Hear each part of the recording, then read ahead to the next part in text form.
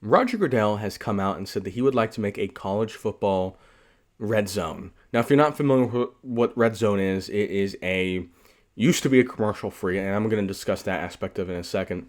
It used to be a commercial free. You watched all the 1 o'clock games and all the 4 o'clock games. Scott Hansen, he would pick the games whenever they're in the red zone, and he would show you the games. It would be sort of like a live highlight to a degree. You know, you'd get to see all the major plays a couple minutes after they happen, all the red zones, all the scores. So great if you have a fantasy lineup and you're not a fan of a specific team.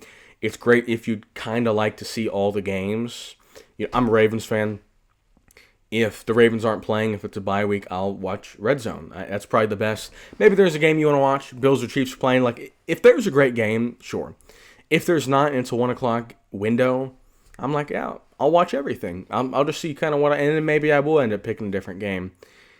Red Zone's amazing. It used to be amazing. Now that they've added commercials, they're doing the double box to show a commercial. Now they're going to be actually showing commercials. You know, some things just shouldn't be touched. And I get it. At the end of the day, it's a business. And they want to milk as much money out of this as possible. And I get that. I can't really hate them for that. I mean, it's their right. It's their product. If they want to milk as much money out of it as possible, they should do it. But there's some sort of, I don't want to say duty, but there's some sort of, I would say maybe a violation of some sorts. And maybe that's a strong word, but the fact that they're going from 7 hours of commercial-free football to, well, we're going to show it on half the screen, to now we're going to take some breaks and we're going to show you full commercials.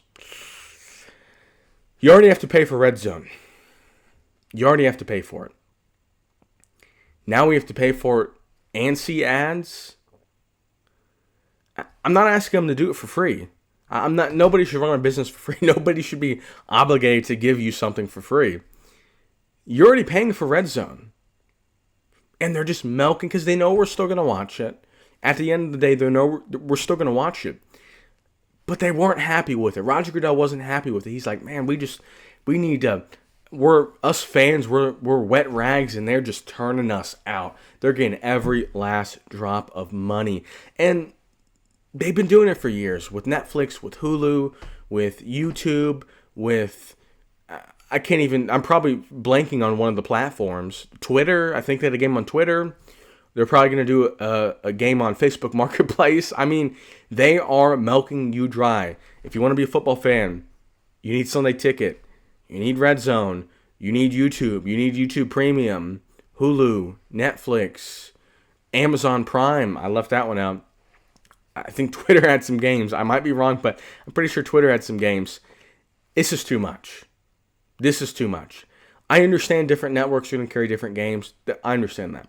Your Fox is going to carry a game in your local network.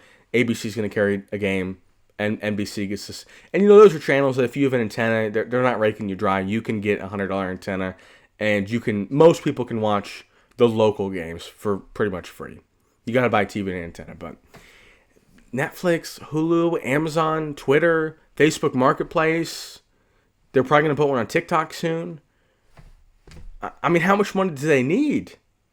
It's a profitable business. It'd be one thing if the NFL, if the WNBA was doing stuff like that. They're just like, we need the money. Okay, I understand. Does the NFL need the money? I mean, how about you slow down with all this stuff? You let us fans have some wins. I mean, I'm still going to watch football. I love football. But can you let us be excited customers? I mean, excited customers spend a lot of money. You know, excited customers buy the jerseys. They come to the games. And people are still coming to the games. I understand that. And I'm not knocking Roger Goodell. His job is to make as much money for the owners as possible. And he's doing that. So I don't really have a beef with him specifically. It's probably more so just the state of big business in general. I mean, any dollar that can be made will be made. And then some. There's going to be some money that you're not even expecting. I don't like it. Now, the whole point of the video is to discuss the college football red zone. Completely blanked on that. Went on a side tangent. if you're still watching, the college football red zone is not going to work out. I hate to break it to you. All the people that say that they love college football more than the NFL, they don't. They like watching the SEC in the Big Ten. Now that the Big Ten's kind of on a come up, they like to watch those two conferences in the big ranked games. And I like those games as well. I also like watching Colorado. But, I mean, there's hundreds of, I guess they're doing all D1, all Power 5. I'm not even really sure who would be within inside the college football red zone. Let's just say it's all the Power 5. I mean, that's a lot of teams. That is a lot of teams. And also, with the NFL, there's the 1 o'clock window if you're on the East Coast, and then the 4 o'clock window. College football has the 12, the 3, the 4, the 5, the 6, the 7, the 8, the 10. I mean, they've got games the entire day. So the red zone wouldn't be as smooth. And then, do we really care about what Kent State is doing to Michigan State?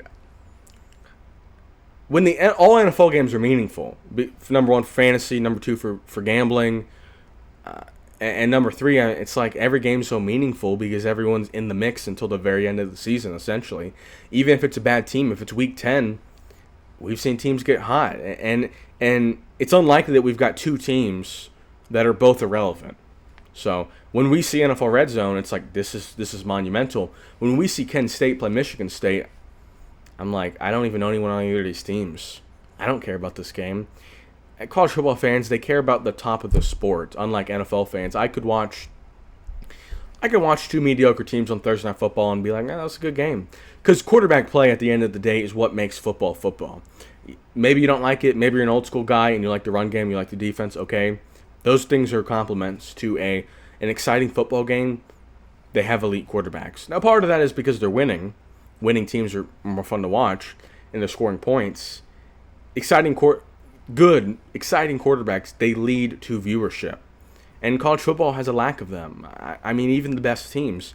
Ohio State's, the two best teams in college football as of right now, Texas and Ohio State, they both have new quarterbacks. Now, Archie Manning is the best thing since sliced bread. I mean, I guess he's the auto number one overall pick whenever he wants. But are we sure? The two best teams, we're not even really sure about the quarterback.